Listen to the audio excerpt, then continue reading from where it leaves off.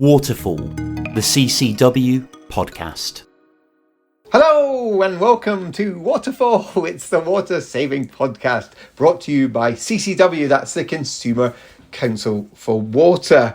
CCW are the consumer body for everyone who drinks water in England and Wales. So that just basically accounts for every single person. I am here, I'm Mike, I'm here with the lovely Karen Gibbs. Hello, Karen.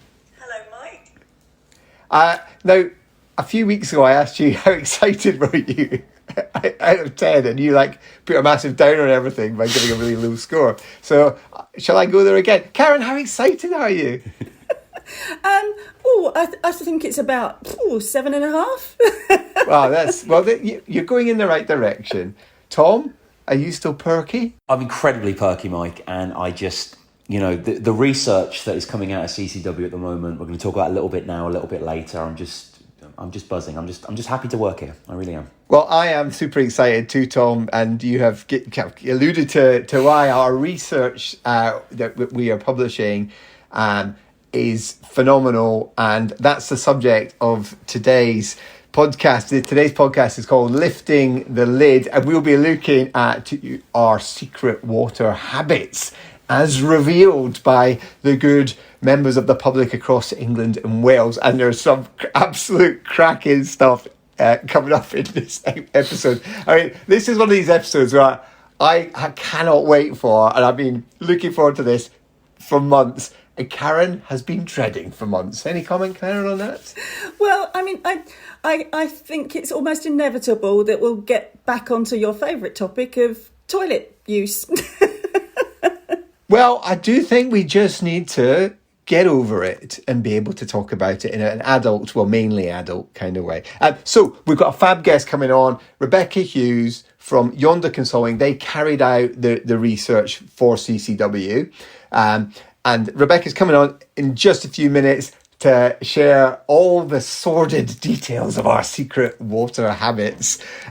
Before that, I really want to flag a really brilliant initiative that we have just launched at CCW called Go Tap.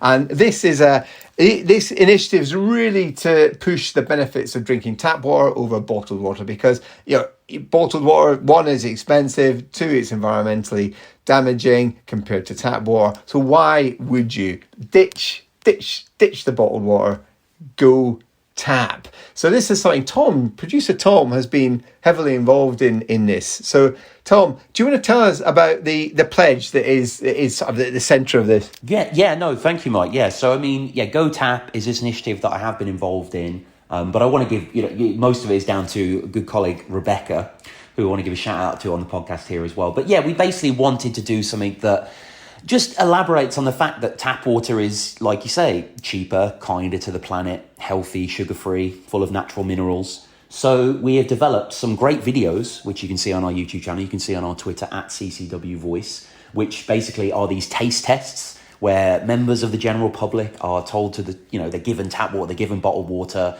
in nondescript containers, and they have to decide which is which. And, unsurprisingly, they go tap, they pick tap, because if you can't tell the difference, like most people can't, including ourselves, then you might as well. You might as well move from bottled water into tap water. And we're just encouraging everyone to get on board with this and to sign our pledge. So if you're interested in saving money and helping to protect the environment, then you can take the pledge today on the website to ditch bottled water and go tap. And the first 500 people to do that actually get a free Go Tap 770 milliliter aluminium water bottle, and they look fantastic. And I want one myself basically, but I know they're already proving quite popular.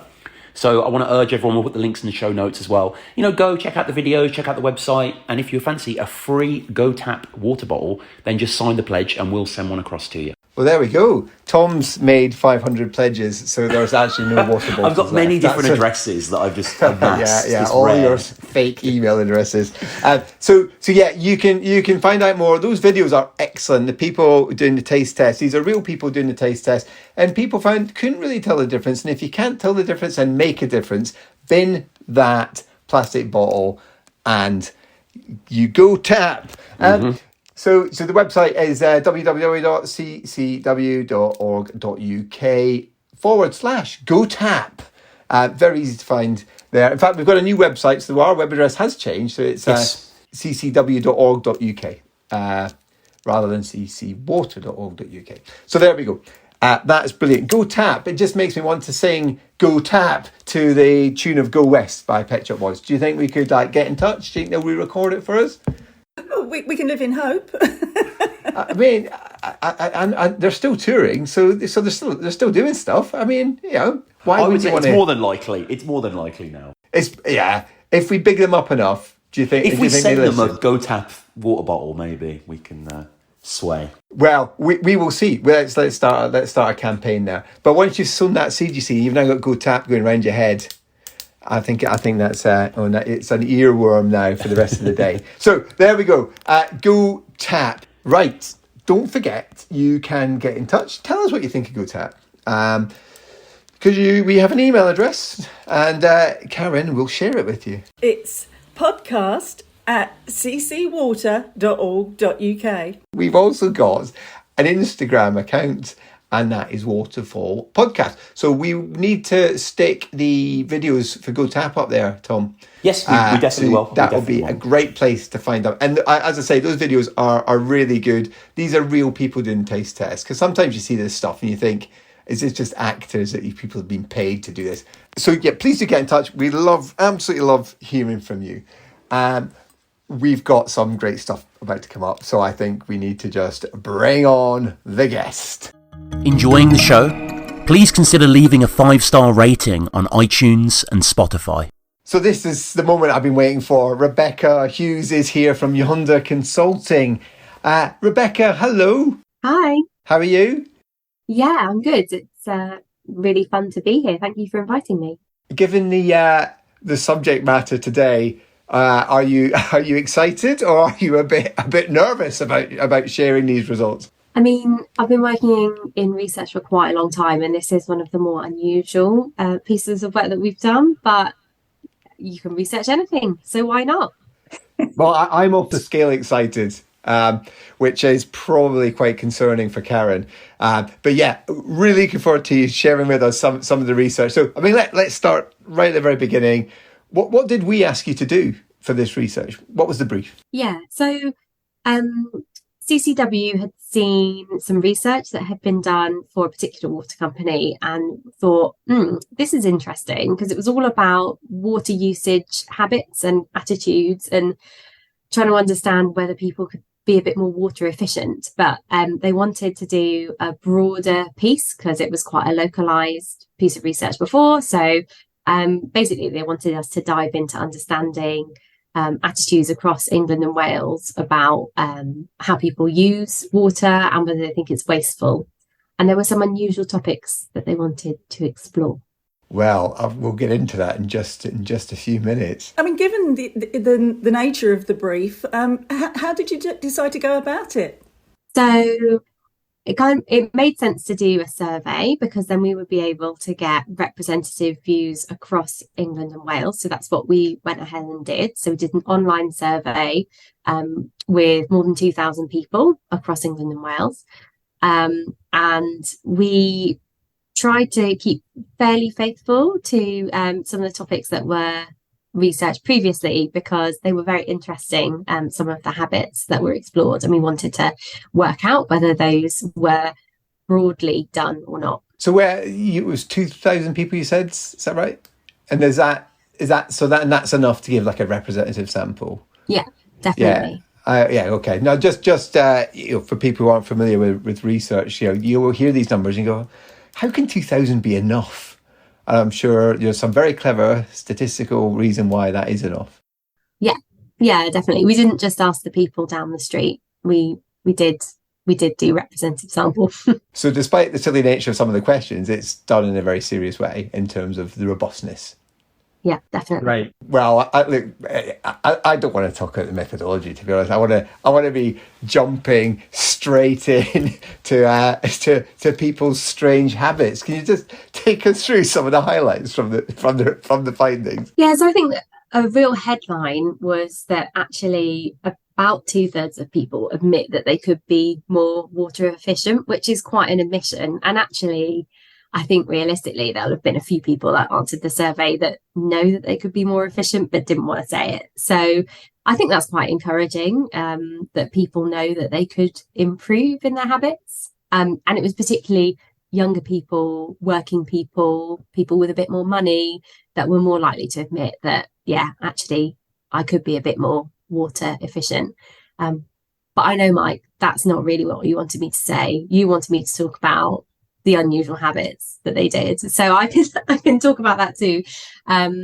So we asked people about 25 different activities that they might do that were water related. The vast majority of them were potentially inefficient uses of water. So we checked out how many people had ever done each of these activities, and the top one that people admitted that they had done ever was flushing the toilet twice after having a number 2. That was like 90% of people that said that.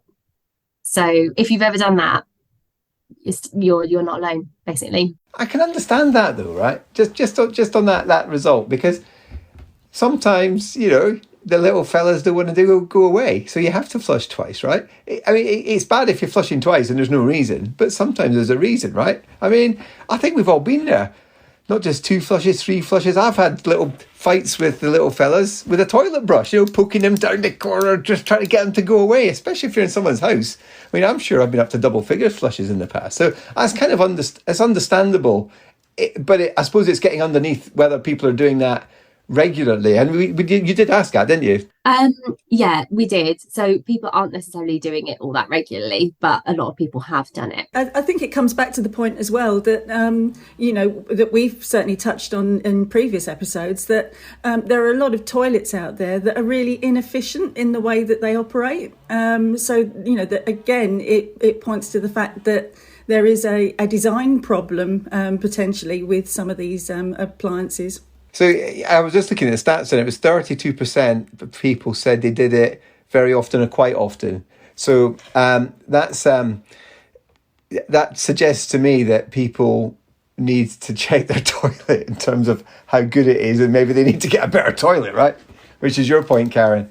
Anyway, I could dwell on just this one answer, right, for the rest of this podcast, but I think everyone else would really like to move on. So what else were you saying? Yeah, so other activities that people have done quite a lot. We had about 2/3 of people saying that they've ever done things like using the washing machine or the dishwasher when they weren't really full, taking like a bath or a shower to cool down, and then doing like washing clothes that actually weren't that dirty.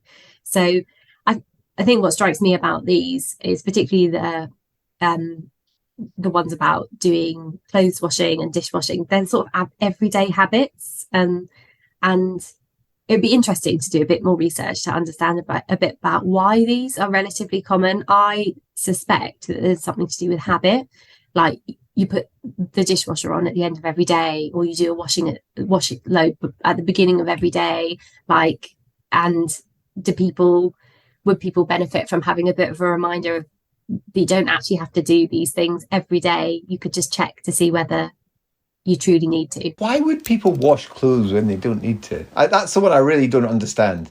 Like, I kind of get the dishwasher, you know, not when it's not full, because you kind of, it's half full and I need my plates. But why would you get some clothes and go, I think I'll wash them? Did we have any insight into that? No, we didn't. But I know, well, this is totally anecdotal, but quite a lot of people were like, I only wear my clothes once and then I wash it. So that's another habit, isn't it? Yeah, and I wonder whether there's something around perception, you know, and the fact that, obviously, manufacturers of dishwasher tablets and washing powders and things like that have probably done a very effective promotion of their products and encouraged people to presume that you know, you should be washing your clothes every time you wear them. Oh, absolutely. Got any more highlights for us? Well, it was also interesting to note that people that had engaged in the habits a bit more than the rest of the population were younger, they were richer, And there's also a bit of a trend around people in England being more likely to do these habits than people in Wales. So that was quite interesting. We didn't really get to understand why. We just got the figures, but it is intriguing. Yeah, it was fascinating stuff. And Londoners had the most wasteful habits, apparently. Yeah, I don't want to bring out any biases I may have. But, I just find that fascinating. Yeah, it'd be really interesting to understand a bit more about what's going on in London. We didn't explore this, but could it be things like people are renting, so they get their bills included and they don't really mind how much water they use, that sort of thing. I think what you were saying as well was that they do recognise that they could be more water efficient, and so potentially open to more effective messaging and advice, pointing them in the right direction of what good behaviour could look like. And on that London point, I noticed that it was 17% of people have said that they run the tap to cover up the sound of being in the loo, right? But in London, that rises to 22%. So the 5% more people do that in London. That's, again, seems like a inexplicable reason. I can't think of why they would do that. But just in general, why would people run the tap to cover up sound, of using the loo? I mean, I find my kids still want me to wipe the bottom. I use the sound of their plop hitting the water as my call to come to the bathroom to help them wipe. Real parenting over here. That's good. This is real life, Tom. This is real life. You'll find out one day, mate. Hopefully also, not. That's the sound of things hitting the water. There's one noise, but also if you can't guff in the toilet, right? If you can't let one rip in the toilet, where can you? I mean, surely that is the safe place to let one rip. I mean, we need to call this out. If you can't fart in the toilet, where can you? I mean, really? Well, I suppose that there are alternative ways of covering up the noises, like maybe getting a radio put in the bathroom or something. Oh, that's a good tip, Karen. That's a good tip. But you might be creating a different problem, because some people have told us if they have radios in the bathroom, they spend longer in the shower because they enjoy listening to the music. Why don't they listen to Waterfall, maybe? That might be a good... Well, possibly. Yeah, but our episode's like 20 minutes to half an hour. That's a very long shower. I was also fascinated by the length of time that people would run the tap for when they were covering up their toilet noises. That's 31% ran the tap for 1 to 2 minutes. Okay, that's quite a long time. But 14% ran the tap for 2 to 3 minutes to cover up their noises. That's a long old time. Yeah, I mean, I would caveat that this is people claiming and recalling what they did. So I think obviously it would be really good to actually observe what's happening. I'm not sure I want to, but if one could observe the behaviour in real life and see whether people really are running it for that long, because it does seem quite... That's a good point, Rebecca, because we have a colleague who is quite keen. In fact, he's been on Waterfall, Steve Greby. He has he would like to do this observational study in the loo where you put cameras in your bathroom to see the habits, because we did the same sort of thing in the kitchen sink with our sink sense research. There's lots of reasons why it's a bit more difficult to do in the bathroom, but it's a good point, Rebecca. Yeah, we really need to dig into this to see what's actually going on in stated behaviour versus real behaviour. CCW, passionate about championing the best interests of everyone who uses water, now and in the future. I mean, how surprised were you by the findings? It didn't surprise me that some people try to cover up toilet noises. I think we've all been to somebody's house and realised that the downstairs loo was maybe more audible than we would like it to be. I think I was heartened that most people tended towards a shorter amount of time for running the tap. But to be honest, I've not really thought about it that much before. It wasn't something that I pondered previously. Folly, I've spent a lot of time thinking about this. Yes, unfortunately, we do seem to spend a lot of time talking about bathroom habits. Well, I think they matter, Karen. They matter. They matter. Well, I suppose the other thing that I kind of took from this research was the fact that, you know, these aren't the things that most people do tend to talk about, and you know, what goes on behind a closed door is pretty much kept to yourself, isn't it? You know, but it just shows that some of these habits are fairly widespread. And until you actually sort of confront people about them, you know, they would continue to be habits. So we need to sort of break the chain as such, and encourage them to see that there are other ways of going about things. I was surprised at the 48% of people that said they'd had a shower after having a poo. That was a remarkably high figure, and 10% of people said they did it very often or quite often. Why? I mean, unless you've been caught short and there's a mess. Why would you do this? Why would you do it? I just want to pick on it. So Tom's a millennial. This sounds classic, sort of millennial nonsense. Tom, yeah, of course it does. I mean, is that the sort of thing you and your chums do? We've not spoken about it, you know, in the WhatsApp group. Oh, why not, Tom? Well, I don't know. I think it's a place of very peculiar behaviour, isn't it, the bathroom? So it's people approach it from different... It's the throne room, isn't it? So it's people feel like they can... I don't know, Mike. It baffled me as well, that stat, to be honest with you. I thought that was a little bit of an outlier. Yeah, I mean... I was a very surprising result. The other result that really surprised me was... Why did people have a shower after having a bath? What? Just why? That's like every other thing in this survey. You could go, okay, I can get a scenario where that makes sense. But having a shower after having a bath? Really? What is that about?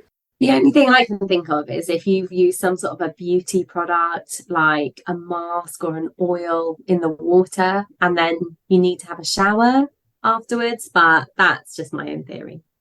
I've never done it. I don't like that. Well, that's at least that's plausible. But 21% of people have said they'd had that, and 5% of people said they did it very often or quite often. Who are they? Please get in touch. Please email us, Instagram us. Show us what you're doing. Yeah, I mean, I was really surprised at that. I think the one thing that didn't surprise me was the fact that a lot of people are taking a bit longer in the shower simply to get away from the rest of the household. Yeah, that didn't surprise me. That was very real, that was. That was probably my favourite stat, yeah. So, Tom, now that you've moved into your place of your own, you're away from those pesky housemates, have your shower times shortened? That's a good question. Not really. I've always been quite brisk, to be honest with you. I've always been, you know, get the tresemme on and then get out of there. So hasn't really impacted me in that way. But yeah, that is so real, especially when you're house sharing. You just want those few extra minutes to yourself. I can totally understand that you would just be like, well, you know, I don't really care about the water bill. I care about my sanity. So it's very relatable. Yeah, no, I think you're absolutely right. That's one of the more understandable results coming through the survey. There was something in the survey that I found a relief. I felt vindicated. 70% of people agree it's okay to skip a shower some days.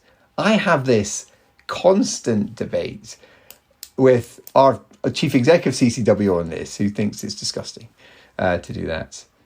It's not. It's fine. I mean, if you're sitting around, especially days you're working from home, you're not breaking into a sweat. You're literally sitting there, barely do 10 paces.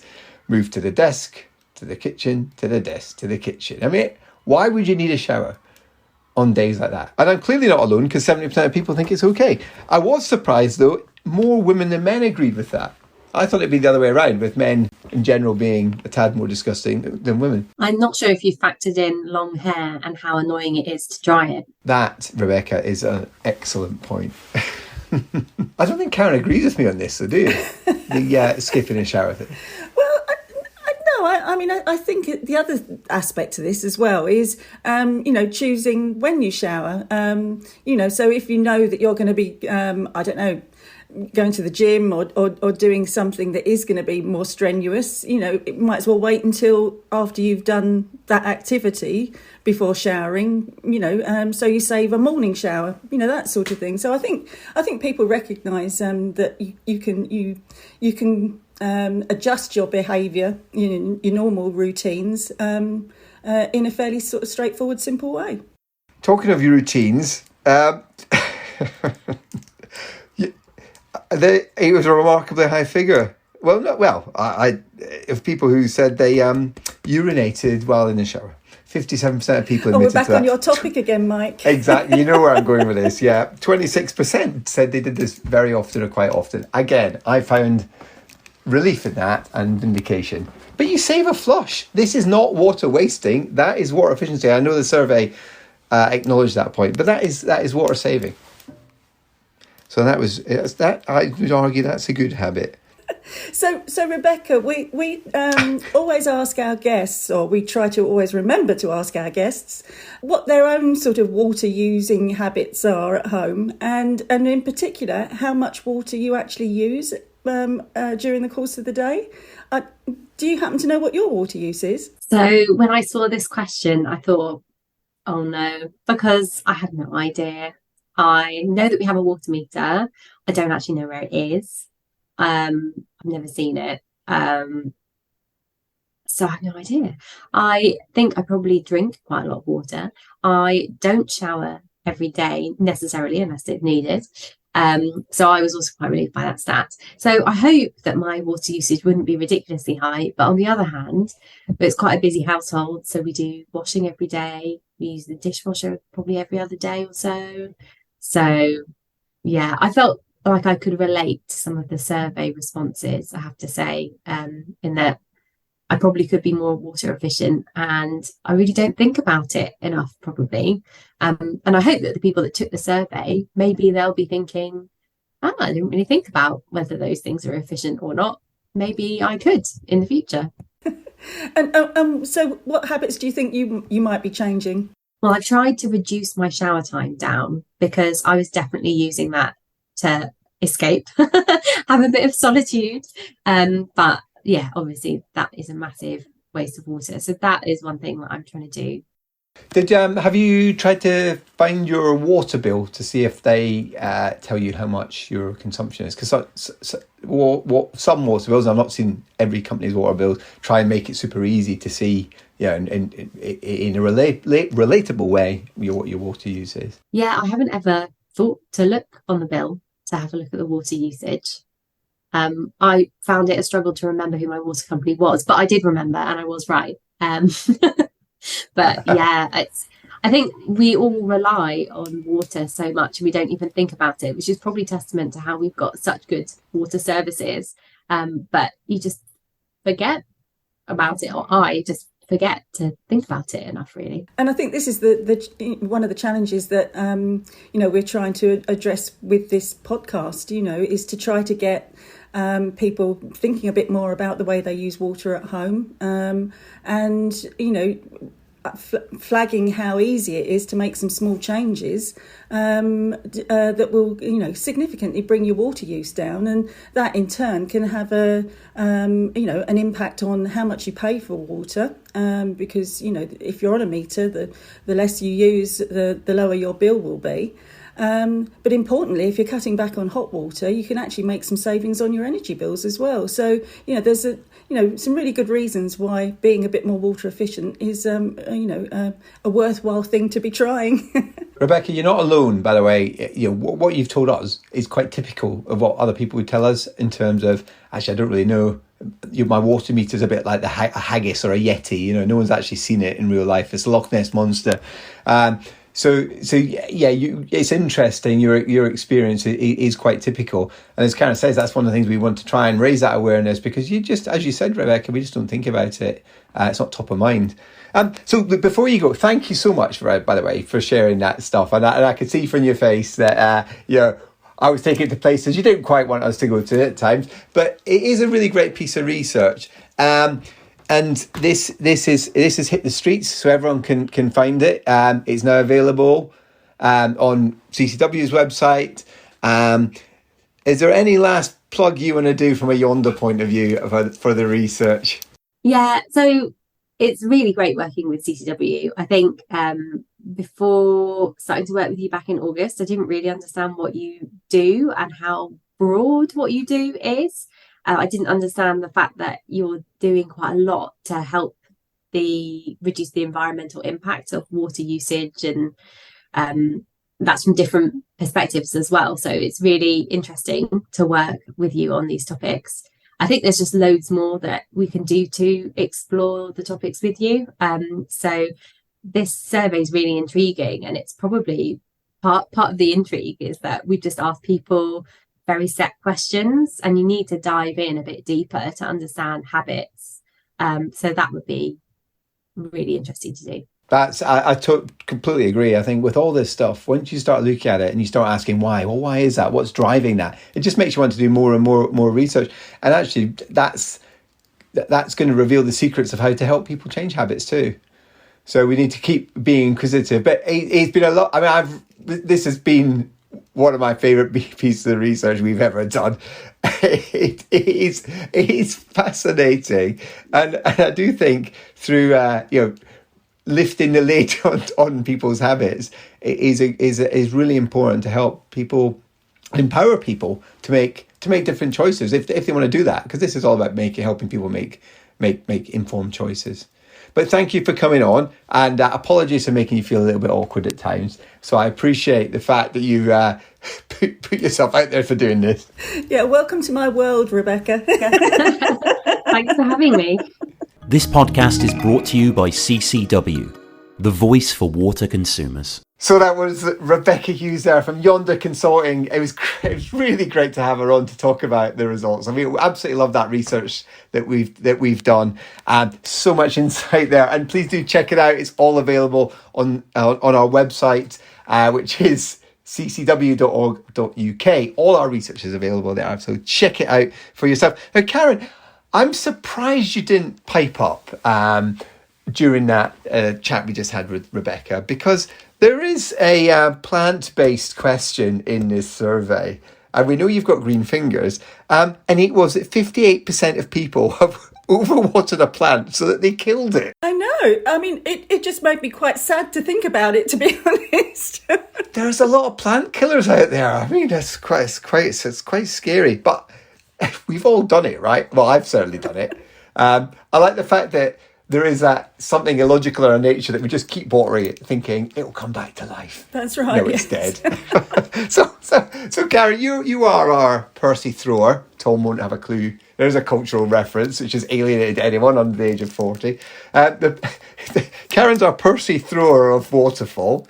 So what's your advice, Karen, to not overwater your plants? Well, I mean, most house plants tend to come with a label which will give some basic care instructions. And so, you can always try to follow the advice that they provide.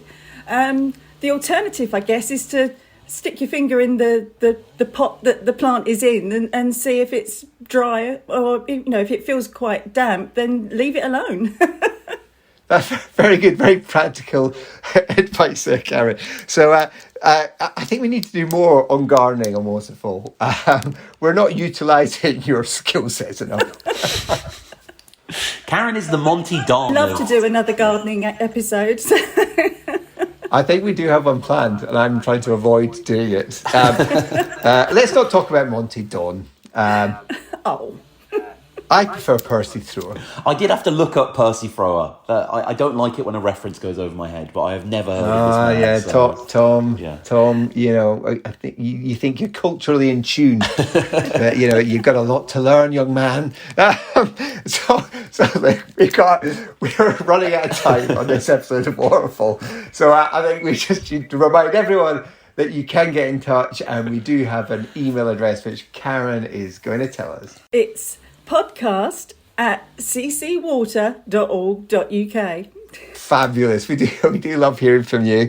And you can find us on Instagram, and that's Waterfall Podcast. So please do check us out. Right, that's it for today. Just going to say goodbye from me, Mike. Goodbye from me, Karen. And it's goodbye from me, producer Tom. Don't forget to go tap. That's what I want to leave you with. Go tap. Oh, here we go.